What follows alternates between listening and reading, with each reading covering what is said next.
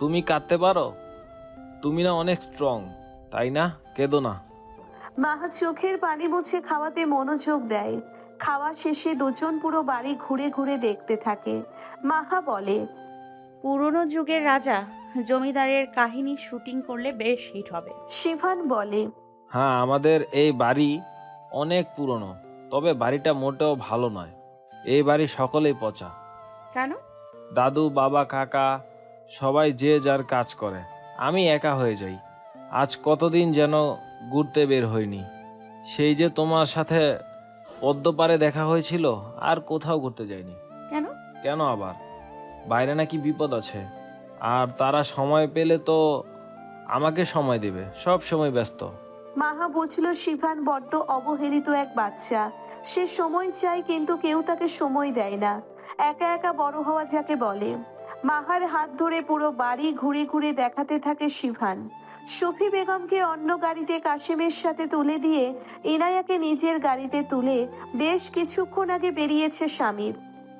গলি বদলের সময় ইনায়া জিজ্ঞেস করে, এদিকে কোথায় যাচ্ছি স্বামীর ভাই? বাড়ি তো। তোর কি ভয় হয় আমি তোর সাথে খারাপ কিছু করব? ইনায়া মুচকি হেসে বলল, হয়, তবে এই খারাপের ভ্যারাইটিটা অন্যরকম। স্বামীর বাড়ি থেকে সামান্য দূরে পদ্মা নদীর পাড়ে গাড়ি দাঁড় করালো। বেলা নেমেছে। মেষ বিকেলের কঠোর রোদ কমে মৃদু হয়েছে। নদীর পানির দিকে দৃষ্টি আটক রেখে স্বামীর জিজ্ঞেস করলো, যদি দেখিস আমি তোর সাথে খারাপ করেছি? করতেই পারেন, স্বামীন শিকদারের দ্বারা সবই সম্ভব। খোঁচা মারছিস? আমাকে খোঁচা মারার আগে সেই জবান জ্বলছে যাক। স্বামীর কিছু বলতে গিয়েও পারল না, শুধু বলল, আমি খারাপ মানুষ, কিন্তু তোর ভালো চাই। যেই ভালো আমি চাই না, যেই ভালোতে স্বামীন শিকদার নেই। বাড়ি চল। পুরো পথটুকু কেউ কোনো কথা বলেনি। বাড়ির সামনে এসে ভেতরে ঢোকার সময় দেখে শিফান আর মাহা চারপাশে ঘুরে বেড়াচ্ছে। তাকে এভাবে দেখে ইনায়ার কেমন অস্বস্তি হয়। শিফান জোরে করে বলে ওঠে, কাকি সুন্দরী, ওই দেখো ইনু।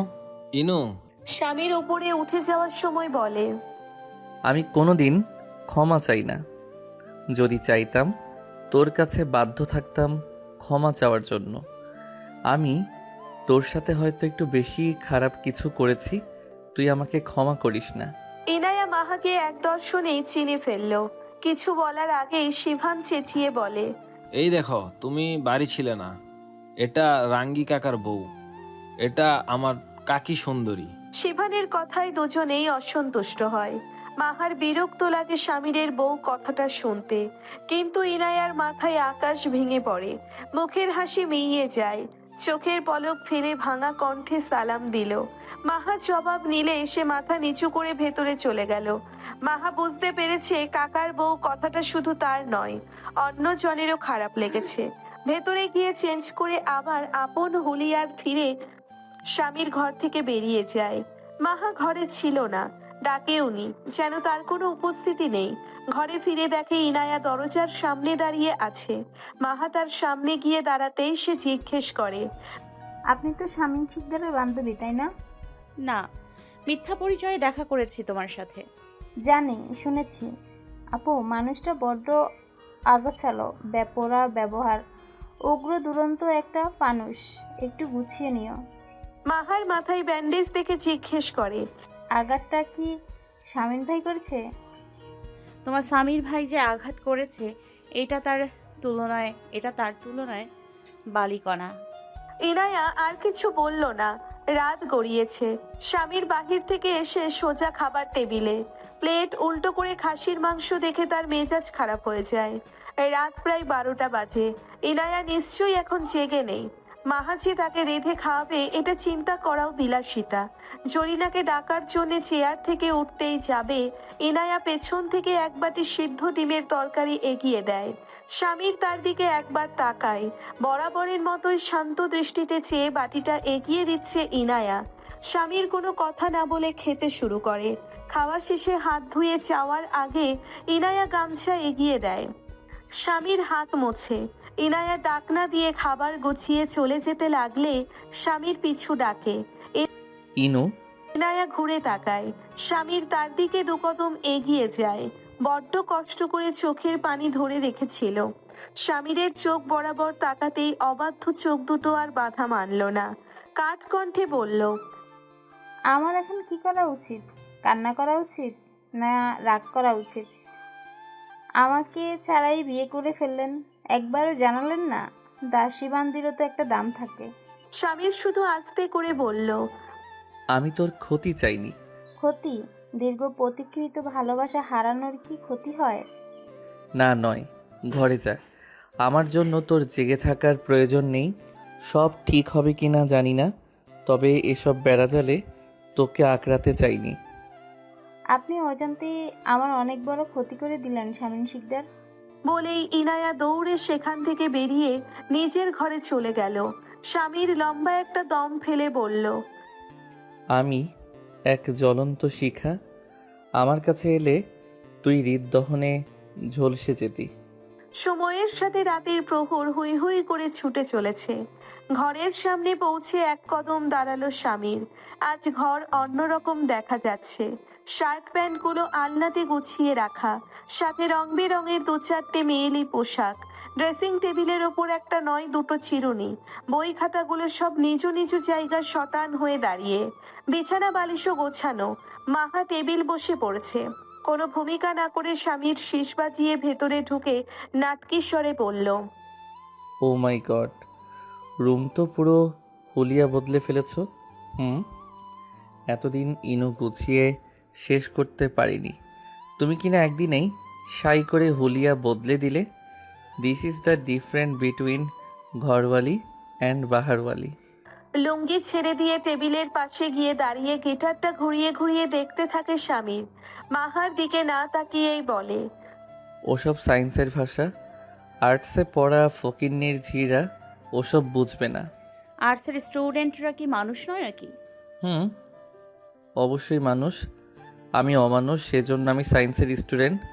আমার বই খাতা ঘেটে কি আমার সম্পর্কে জানার চেষ্টা চলছে? Something something. ঠিক ধরেছেন। আমি আপনার অমানবিকতার লেভেল সম্পর্কে জ্ঞান অর্জনের চেষ্টা করছিলাম। আমি সামির সিকান্দারের মানবিকতার লেভেল? জি, শর্টকাটে বললে কঠিন লেভেলের জাউরা। বোঝাই যায়। স্বামীর গাল টেনে হাসে। মাহা খোঁড়াতে খোঁড়াতে বিছানায় গিয়ে শুয়ে পড়ে। মাথার ব্যথা আবার বাড়ছে। স্বামীরের কথা আরো এক ধাপ বাড়িয়ে দিচ্ছে ব্যথা। স্বামীর চেয়ারে বসে একটা খাতায় কিছু আঁকিবুকি করে একটু পর গিয়ে বিছানায় শুয়ে মাহার গায়ের কাঁথাটা ধরে টেনে তাকে আলগা করে দেয়। ইচ্ছে করে কিন্তু মাহা কোনো প্রতিক্রিয়া দেখায় না। স্বামীর খুব ভালো করে জানে মাহা যখন ঘুমায় খুব গভীর ঘুমে তলিয়ে যায়। একটু পর মাহার দিকে কাঁধ ঘুরে তর্জনী আঙ্গুল দিয়ে অতি সাবধানে মাহার পিঠে আস্তে করে খোঁচা মারে। বুঝতে পারে জাগনা নেই, ঘুমিয়ে গেছে। জিজ্ঞেস করলে তো মাহা কখনোই সোজা করে উত্তর দিবে না। তবে সাবধানে চুলগুলো সরিয়ে মাথার আঘাতটা দেখে স্বামীর বুঝতে পারে কাচের বোতল বা গ্লাস দিয়ে আঘাত করেছিল। মাহা সম্ভবত ছোটার অনেক চেষ্টা করেছে, তার কারণেই তাকে আঘাত করা হয়েছে। স্বামীর কাঁথাটা আবারও মাহার গায়ের ওপর দিয়ে মনে মনে বলে, ঠিকই আছে, জ্ঞান দেয়া পাবলিকের এমনই হাল হয়। পায়না খাইতে জ্ঞান দেয় নিশিরাইতে। হঠাৎই বারান্দায় কারো উপস্থিতি টের পেলে স্বামীর নিজেই এগিয়ে যায়। যা ভেবেছে তাই, কাশেম এসেছে। স্বামীর তার মাথায় চাটি মেরে গালি দিয়ে বলল, শাওয়ার নাতি, আমার ঘরে এখন বউ আছে, তুই কেন মিডনাইট ডেটিং করতে আসছিস? ভাই, আপনার ফোন বন্ধ, দরকারি তাই আসছি। আপনি কি ঘুমাইছিলেন গা? পেঁচা কোনোদিন রাইতে ঘুমায়? কি জন্য আইসস ক? ভাবিজানের শায়েক মারছে। শালার পুত মিশে কথা কয়, কত দেখছেন? শায়েক হই তুলছে, শায়েক হই ককটেল মারছে। আচ্ছা চলো একটু বলি টলি দিয়ে আসি। আমার যে জাইরা বউ এমনি মরতে কয়, এখানে থাইকা আর লাভ কি? সে তো ঘুমাচ্ছে নাক ডেকে। এপার দিয়ে চলেন ভাই, সাফিন ভাই যাইন গা। চ চ চ ক্লাবে গান বাজছে। ভেতরের এক রুমে রনি আর লেমন মিলে শাইককে হকি স্টিক দিয়ে মেরে আধমরা করে ফেলেছে। স্বামীর আর কাশেম এসে পৌঁছতেই শাইক বীভৎস চিৎকার করে ক্ষমা চাইতে লাগলো। আর এমন হবে না, ভুল হয়ে গেছে, ক্ষমা করে দে ভাই। ইউ ক্ষমা? ক্ষমা একটি মহৎ গুণ, মহৎ মাইন্সের কাম। আমি তো সামান্য জীব। তুই আমাকে নাড়ার জন্য আমার বউয়ের পিছে কেন গেছিলি বুঝলাম না। ও রূপের টানে, ওকে ওকে, নো প্রবলেম। কাইসা ভাই কয়টা বোতল ভাঙছস? মাত্র 10টা ভাই, 11 নাম্বারটা আপনার অধিকার। অবশ্যই। হালকার উপর ঝাপসা করে একটু ভালোবাসা দেখাই। বাচ্চারা চোখ বন্ধ করো, আঙ্কেল এখন কাম করব। কাশিমের ইশারায় রনি তার হাতে একটা ধারালো চাপাতি এগিয়ে দেয়। শাইক চোখ বড় বড় করে চিৎকার করতে থাকে। কেউ এগিয়ে যায় না। স্বামীর চেয়ারের সাথে বেঁধে রাখা শাইকের হাতে চুমু দিয়ে বলে, এই হাত দুটোর কি ভাগ্য! পানি সুন্দরীর গালে চর মেরেছে, বোতল দিয়ে আঘাত করেছে। এমন সম্মানিত আঙুল এই পাক্কা শুয়োরের হাতে শোভা পায় না। বলেই চাপাতি দিয়ে এক কোপে শাইকের 5 আঙ্গুল নামিয়ে ফেলল। তীরের মতো ছুটে পড়ল রক্ত। শাইক সঙ্গে সঙ্গে জ্ঞান হারায়। স্বামীর পাশের টেবিল থেকে একটা বল পয়েন্ট কলম তুলে নিয়ে সোজা শাইকের গলায় গেঁথে দেয়। 5 4 3 2 1। শাইকের জীবন বৃত্তান্ত শেষ। সেখান থেকে একটা মদের বোতল তুলে ঢকঢক করে গিলতে গিলতে বাইরের রুমে যায় স্বামীর। বাকি কাজ রনি বুঝে নেবে। গান বাজছে আর গানের তালে নাচছে সোমাসহ আরো কয়েকজন বিশিষ্ট নারী, সাথে রাগিবের পোষা কুত্তাগুলো। স্বামীর একটা সোফায় পায়ের উপর পা তুলে বসে মদ গিলছে। মিউজিক বক্সে গান বাজছে। আমার দিলের উইলে লিখে দিব, যার নাম রে সে আমার পিয়ারে লাল রে। ভোর হওয়ার কিছু সময় আগে স্বামীর দেওয়াল টপকে ঘরে ফিরে আসে। মাহা এখনো ঘুমাচ্ছে। জামা কাপড় বদলে চুপচাপ নিজের জায়গায় গিয়ে মাহার দিকে কাঁধ ঘুরে নিজে নিজেই বলতে থাকে, এখন যদি আমি একটু দুষ্টু করি, স্বামীর বাঙ্গি দিবা আপু অসুস্থ, তুই যদি কিছু করিস চরওয়ালি চর বসিয়ে দেবে, না হয় ম্যাজিস্ট্রেট আপু জান্স কেস ঠুকে দেবে। ঘুমিয়ে যা, ঘুম ঘুম ঘুম। বলতে বলতেই সে ঘুমিয়ে পড়ে।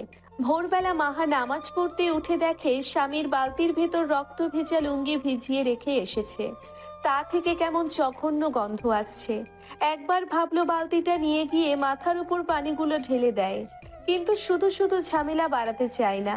তাছাড়া এমনিতেই মাহা শারীরিকভাবে দুর্বল। বালতিটা সরিয়ে রেখে অজু করে নামাজে দাঁড়িয়ে যায়। স্বামীরের গা থেকে ধেয়ে আসা জঘন্য গন্ধে মাথা বনবন করে ঘুরতে শুরু করে। দু চোখের পানি ফেলে ধৈর্য চাওয়া ছাড়া কি আর করার আছে। দুপুরে শাফিনের সাথে দেখা হয়। নিজের ব্যাপারে কিছু না বলে মাহা সোজা জিজ্ঞেস করে, আপনি সিভানকে সময় দেন না কেন? আপনাদের মধ্যে কি মানবিকতা বলতে কিছুই নেই?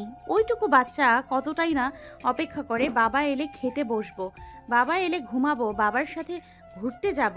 আগে শুনতাম, এখন দেখতেও পাই জন্ম দিলেই বাপ হওয়া যায় না। এখন দেখে নিলাম। তুমি যদি আমাকে জ্ঞান না দিয়ে নিজের রাস্তা মাপো, ব্যাপারটা সুবিধের হয়। আমার ছেলে আমি পাত্তা দেব না কেটে গাঙে ভাসাবো, সেটা আমার ব্যাপার। সীমার মধ্যে থাকার চেষ্টা করবে। অতিরিক্ত জ্ঞানী ব্যক্তি আমার পছন্দ নয়। রাগে মাহার মাথা গরম হয়ে যায়। এই বাড়ির প্রত্যেকটা পুরুষ একই রকম। শালার সিকান্দার তো কথাই বলে না। এরা সারাদিন বাইরেই থাকে। বাড়িতে আনাগোনা থাকে শুধু স্বামীর সিকান্দারের। বিকেলে মাহা, নুসরাত, শিভান, ইনায়া মিলে মার্কেটে যাবে। স্বামীরও তাদের সাথে যাবে। ঘর থেকে বের হওয়ার সময় স্বামীর চোখ ঘুরিয়ে ঘুরিয়ে মাহাকে রেডি হতে দেখছে। একেই তো কাঠফাটা রোদ, গরম, তার উপর মাহা নিকাব পরেছে, হাতে পায়ে মোজা পড়েছে। গরমে 2 বার হাঁপ ছাড়তেই স্বামীর তার সামনে দাঁড়িয়ে বলল, এই যে ফকিন্নির ঝি, তোর চেহারা তো সবাই দেখেই ফেলছে। গরমের মধ্যে বালগুলাত পরার দরকার কি? এসব ঝালর মালর খোল। আমি কেন পড়তে ছাড়বো? আমার আল্লাহ জানে আমি কোনো পাপ করিনি। এই কলঙ্ক সত্যি নয়। এটা আপনার পাতা, এটা আপনার পাতা একটা জঘন্য ফাঁদ, যেখানে ভুক্তভোগী একমাত্র আমি এবং আমি। যা খুশি মারা গা। ভালোর জন্য বললাম, চ্যাট ঠেকাইলা না। গরমের মধ্যে দাপাবি, তখন দেখবি ভাল লাগছে। যা বেরো। ইনায়াকে অনেকবার ডেকেছে নুসরাত, কিন্তু ইনায়ার কোনো সাড়া নেই। নিজের দরকারি জিনিসের লিস্ট ধরিয়ে দিয়ে বলেছে, এত গরমে বাইরে যেতে ইচ্ছে হচ্ছে না, তোমরা সব যাও, আমি ঘুমাবো। নুসরাত আর জোর করেনি। ইদানিং মেয়েটা কেমন শান্ত হয়ে গেছে, আগের মতো ছোটাছুটি করে না, রান্নাঘরেও খুব একটা যায় না, ঘরেই থাকে। বাজারে গিয়ে একটা 3 পিসের দোকানে ঢুকে নুসরাতের একটা জামা খুব পছন্দ হয়। দোকানদার জানায় জামাটার দাম 6,000 টাকা। তখনই মাহা ফুট করে বম ফাটানোর মতো করে বলে উঠল। 2500 দিব। দোকানদার ভূত দেখার মতো করে স্বামীর দিকে তাকায়। স্বামীর ভ্রুকুচকে বলে, কি বাল আমার দিকে তাকান কেন মিয়া? আমি এদের চিনি না, এরা দুঃসম্পর্কের মুরগি টুরগি হয়। শিভান মুখে হাত চেপে হাসতে থাকে। দোকানি বলে, বলেছে 5,000 দিয়েন। একদম 2500, 1 টাকাও বাড়াতে পারবো না। দীর্ঘ 9 মিনিট দর কষাকষির পর একদম 2500 টাকাতেই দোকানি জামাটা দিয়ে দিয়েছে। নুসরাত হাঁ করে তাকিয়ে দেখছে শুধু। স্বামীর মনে মনে বলছে, প্রমাণ রাখতে হবে না, সে যে ফকিন্নির ঝি। যাওয়ার সময় দোকানদার বলল, আপনি জিতেছেন ভাই। স্বামীর বাঁকা হেসে দোকানিকে আরো 2000 টাকার দুটো নোট ধরিয়ে দিয়ে চলে গেল। গাড়িতে বসে নুসরাত বলে, তুমি পারো, এত কিপটামির কি ছিল? কিপটামিন আপু, জামাটা ভালো করে দেখো, এর দাম এমনই, ওনারও তো দাম চাইবেই। শিভান বলে, কাকি সুন্দরী ঠিক বলেছে, টাকা থাকলে উড়াতে হবে নাকি? স্বামীর কোনো কথা বলল না, চুপচাপ গাড়ি ছুটিয়ে বাড়ি পৌঁছলো। আকাশে কালো মেঘ জমেছে, কুসুম দোলা বাতাস মেঘগুলোকে সরাতে চেয়েও পারছে না। হঠাৎই আকাশের বুক ছিঁড়ে কান্না বেরিয়ে আসে। ঝিরি ঝিরি বৃষ্টির শব্দে ছন্দে ছন্দ মিলিয়ে মাহা বারান্দায় দাঁড়িয়ে ছিল। সিকান্দার বাড়ির চারপাশে বাগান, তবে যত্নের অভাবে জঙ্গল মনে হয়। অধর ধরার বৃষ্টি পেয়ে তপ্ত তৃষ্ণার্ত মাটি। নুসরাত দরজা ঠেলে ভেতরে ঢুকে মাহা ওড়না টেনে মাথায় তোলে। ঘুরে দেখে নুসরাত আর ইনায়া এসেছে। তাদের দেখে ভেতরে এসে বসে মাহা। নুসরাত বলে, খালি বসে বসে ভালো লাগছিল না, ভাবলাম তুমিও একা একা বিরক্ত হয়েছ, ভালো করে কথাই হয়নি। ইনায়া চুপ করে খাটের অন্য পাশে উঠে বসলো।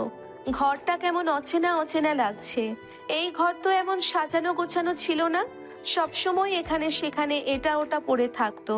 এখন চারপাশ পরিষ্কার, কোথাও কিছু অগোছালো নেই। ইনায়ার ধ্যান ভাঙলো নুসরাতের প্রশ্নে। তোমার বাবা মা তাও কত বছর আগে কত হয়েছেন মাহা? 12 বছর, যখন আমার বয়স 10 আর 11-র মাঝামাঝি। তুমি মনে হয় কথা কম বলো, তাই না? 2 দিন ধরে ঘরে একাই আছো, প্রশ্ন না করলে আগ বাড়িয়ে কিছু বলো না। আমার জবান সেই কবেই ক্লান্ত হয়ে গেছে। যেখানে আমার কথার কোনো দাম নেই, সেখানে চুপ থাকা শ্রেয়। ইনায়া মাঝখান থেকে বলে ওঠে, স্বামীর ভাইয়ের সাথে তো বিয়েতে তোমার মতামত ছিল না? মাহা তুচ্ছ হাসি দিয়ে বলল, মত? আমার মত? আমার কিছুই করা ছিল না। বলেছি, অনুরোধ করেছি, পায়ে ধরেছি, কিন্তু কেউ গ্রাহ্য করেনি। করতো, বাবা মা থাকলে করতো, দোষ না করেও যাবজ্জীবন কারাদণ্ডে দণ্ডিত আমি। ইনায়া জিজ্ঞাসু দৃষ্টিতে তার কথা শুনে ভ্রু কুচকে জিজ্ঞেস করলো, স্বামীর ভাই তোমাকে জোর করে বিয়ে করেছে? তোমার সাথে কি জবরদস্তি করার চেষ্টা করেছিল? তোমাদের মধ্যে কি? সেটা হলেও হতো, উনি আমাকে স্পর্শ পর্যন্ত করেননি, অথচ ভরা সমাজে ঘোষণা দিয়েছেন আমি নষ্টা। নুসরাত চুপ করে মাহার কথা শুনছিল।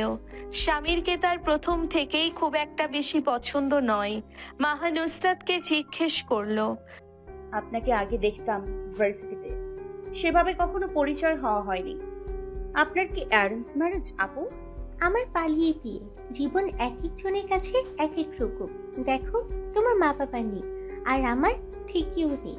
বেঁচে আছি না মরে গেছি খোঁজই নেয় না। তোমার ভাসুরও আজকাল সময় দিতে পারে না, ব্যস্ত থাকে। সিভানটাকে নিয়ে দিন পার হয়ে যায়। ইনায়া বড্ড আগ্রহ নিয়ে মাহার রূপ পর্যবেক্ষণ করছিল। নিজেই নিজেকে বলছিল, স্বামীর ভাইয়ের দোষ নাই, যে কোনো পুরুষ মাহাকে দেখে বিমোহিত হয়ে যাবে। দরজা ঠেলে ভেতরে ঢুকে সুফি বেগম আর শিভান দৌড়ে মাহার কোলে ঢুকে যায়। নুসরাত বলে, লোকে ঠিকই বলে নতুন পেলে মানুষ পুরানোকে ভুলে যায়, সারাদিন কাটি সুন্দরীর কাছেই থাকে। নুসুকে ভুলে গেছিস তুই। শিভান মাথা নেড়ে বলল, তোমাকে ভুলতে পারি, তুমি আমার একমাত্র নুসুমা। সুফি বেগম ইনায়ার পাশে বসলেন।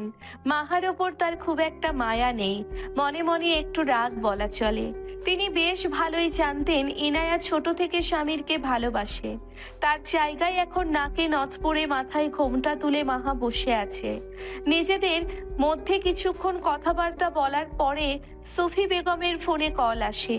ওপাশ থেকে ভেসে আসে করুণ আওয়াজ, মা বাঁচাও মা, আমার বাচ্চাটাকে নিয়ে যাবে মা। মা বাইরে কও না মা, আমার নারী সেরা দন ওরা নিয়ে যাবে, আমি গলায় দড়ি দেব মা। বলতে বলতেই ফোন কেটে যায়। সুফি বেগম টেনশনে পড়ে যায়। নিচে শিয়াম বসেছিল। সবাই মিলে দৌড়ে নিচে গেল। সুফি বেগম ব্যাপারটা শিয়ামকে জানালে শিয়ামের জবাব আসে, কিসের বিচার নিয়ে আস বলতো? আজ ঝগড়া হয়েছে, কাল আবার মিল হয়ে যাবে। আরে সাথী এখন ওই বাড়ির সম্পত্তি, তাছাড়া সাফিন ভাই আসুক, দেখছি কি করা যায়। মাহা ঘোমটার আড়াল থেকেই বলল, ওই বাড়ির সম্পত্তি মানে মেয়েদেরকে আপনারা বিক্রয়যোগ্য সম্পত্তি মনে করেন? কতক্ষণে মেয়র সাহেব আসবে, কতক্ষণে ওখানে পৌঁছবেন, ততক্ষণে যদি একটা ক্ষতি হয়ে যায়? ব্যক্তিগত ব্যাপারে নাক না গলাও সেটাই বেটার। তাছাড়া বড়দের পারমিশন বিনা আমি এখন কি করব? আশ্চর্য, উনি তো আপনার বোন হয়, ভাই হিসেবে আপনার কোনো দায়িত্ব নেই? ততক্ষণে গান গাইতে গাইতে ভেতরে ঢুকে স্বামীর সিকান্দার। সুফি বেগম কান্নাকাটি জুড়ে দিয়েছেন। স্বামীর ঢুকেই জিজ্ঞেস করলো, এ বাবা, ইনাইল্লা কে মরল রে? কোন বাঙ্গিটা টপকালো? সিভান এগিয়ে গিয়ে বলল, এ কাকা, জানো আজকেও খালামুলি মোল্লা জোরে জোরে কাঁদছে, ইতিকে নাকি মেরে ফেলবে। কি? সুফি বেগম আকুতি করে বলতে লাগলো, বাসা স্বামীর বাপ আমার ইতিরে নাকি কারা নিয়ে যাবগা, আমার চুড়িরা মরে যাবে। স্বামীর ভ্রুকুচকে শিয়ামের দিকে তাকালো। শিয়াম নিরেট কণ্ঠে মাথা নেড়ে বলল, সাফিন বাইরে কল দে, আব্বার ভাইরে না জিজ্ঞেস করে কি করব? হ্যাঁ তাই তো, ভাঙা টিন তো গোলমাল করতে মানা করেছে আমাকে। এমনিও পুলিশ বাঙ্গিগুলো টার্গেট করছে, কি আর করার। বলেই স্বামীর লুঙ্গি উছিয়ে ওপরে নিজের রুমে চলে গেল। মাহা ঘেন্নার নজরে তার ওপরে ওঠার দিকে তাকিয়ে রইল। কেমন ভাই এরা, বোনটাকে নির্যাতন করছে জেনেও কিচ্ছু বলছে না। সুফি বেগম কাঁদতে কাঁদতে অস্থির। শিয়াম নুসরাতের কোনো কথাও শুনছে না। শিভান চুপ করে একপাশে দাঁড়িয়ে আছে। রান্নাঘরে গিয়ে ঘোমটা উঁচিয়ে এক গ্লাস পানি পান করলো মাহা। পেছন থেকে জরিনা সবজি কাটতে কাটতে আফসোসের সুরে বলল, আরে মাইয়া ডারে না, মাইয়া দম নিব না। সে যে বিয়ের পর থেকে চলতেছে, এখনো মাইয়া ডারে মারপিট করে। কপাল খারাপ দেখাই শিকদার বাড়িতে পয়দা হয়েছিল। তুমি জানো পুরোটা কি হয়েছে আসলে? কি হয় নাই তাই কন ভাবি যান, এমন পিটা পিটে সাথী আপারে শিশু বাচ্চাটারও পিটে। এবারে কেউ তাকেও সাহায্য করে না। সামির ভাই মাঝে মধ্যে যায়, কিন্তু হ্যাগোর কোনো সাহায্য করে না, করতে চাইও পারে না। উপর মহল যে উদাসীন। পুরো ঘটনাটা শোনার পর মাহার দেহ শিউরে উঠল। আহারে, কত কষ্ট করছে ওইটুকু বাচ্চা, মাকে মার খেতে দেখছে, বাবাকে অন্যায় করতে দেখছে। ওর ভবিষ্যৎটা তো নষ্ট হয়ে যাবে। একটু পর দেখা যায় স্বামীর আবারও লুঙ্গি আর শার্ট পরে বাইকের চাবি নিয়ে চলে গেল। মাহা মনে মনে ভীষণ ক্ষিপ্র হলো।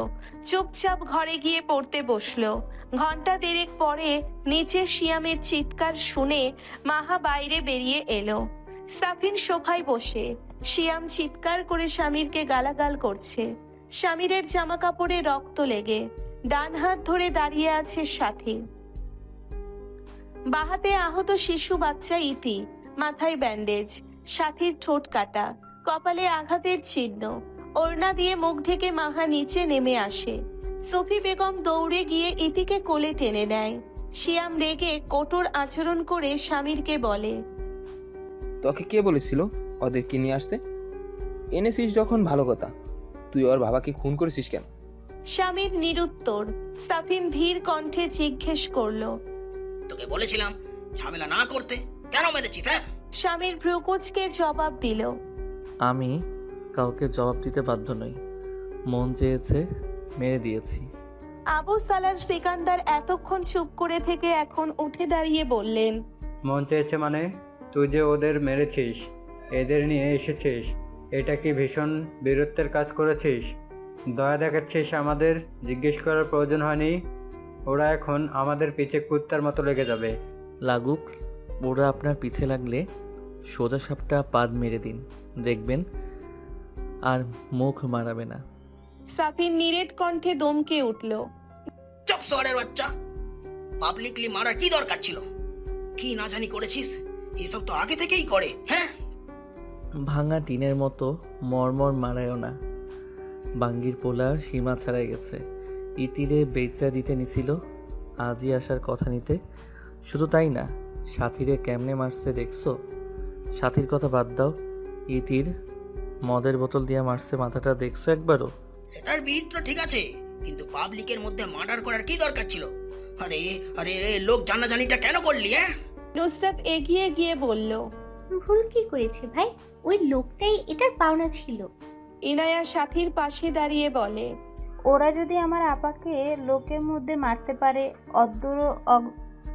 অর্ধনগ্ন করে শ্বশুর বাসুরের সামনে মারতে পারে, তাহলে স্বামীর ভাই কেন তার সম্মানের সাথে পাবলিকের সামনে মারতে পারবে না?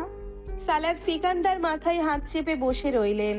শিয়াম চুপ করে দাঁড়িয়ে রইল। সাফিন একটা কল রিসিভ করার পরই চোখ মুখ বেঁকিয়ে বসে রইল। স্বামীর সোজা নিজের ঘরে গিয়ে গোসল সেরে এসে নিচে দাঁড়ালো। ততক্ষণে সিকান্দার বাড়ি পুলিশের উপস্থিতিতে ভরপুর। মাহবুব উদ্দিন জোরে করে হাঁপ ছেড়ে বলল, Shamir Sikdar, you are under arrest. আশা করি এবার আর আপনাকে প্রমাণ দিতে হবে না, আপনি খুন করেছেন। স্বামীর নিরুত্তর।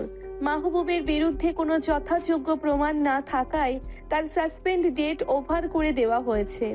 স্বামীর কোনো কথা ছাড়াই নিচে নেমে আসে। মহা নিকাবযুক্ত হিজাবের নিচ থেকে তাকিয়ে থাকে।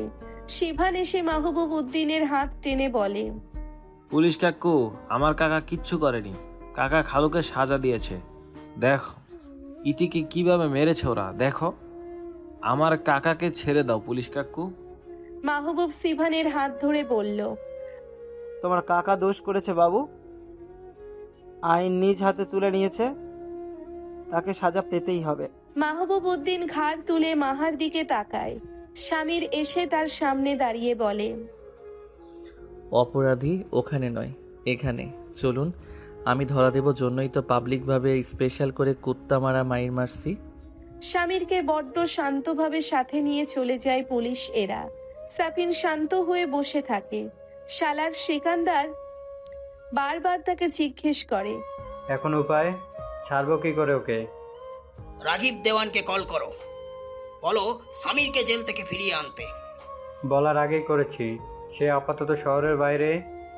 তাহলে আর কি, হাত পা গুটিয়ে বসে থাক। ওই যে খুন করেছে এটা পুরো মহল্লার মানুষ দেখেছে। শিয়াম সাফিন শালার সিকান্দার বাড়ি থেকে বেরিয়ে যায়। মাহা গভীরভাবে কিছু একটা চিন্তা করে ইনায়াকে জিজ্ঞেস করে, ওনারা সারাদিন কোথায় থাকেন? তোমার বর মাত্র জেলে গেল। অমন কাজ করলে তো যাবেই, ঘুরে আসুক, মাইন্ড ফ্রেশ হোক। ইনায়া কিছু না বলে ওপরে চলে গেল। মাহা সাথীর কাছে গিয়ে বসলো। নরম কণ্ঠে বলল, ব্যথা কমেছে আপু? ইটিকে ঔষধ দিয়েছেন? আমি দিচ্ছি। সাথী মাহার হাত টেনে ধরে বলল, মাহা, স্বামীর বাসানি দরকার, কি করি কও তো? আপনি ইতির যত্ন নিন, উনি ফেরত চলে আসবেন, ওনার বাপ ভাই আছে তো।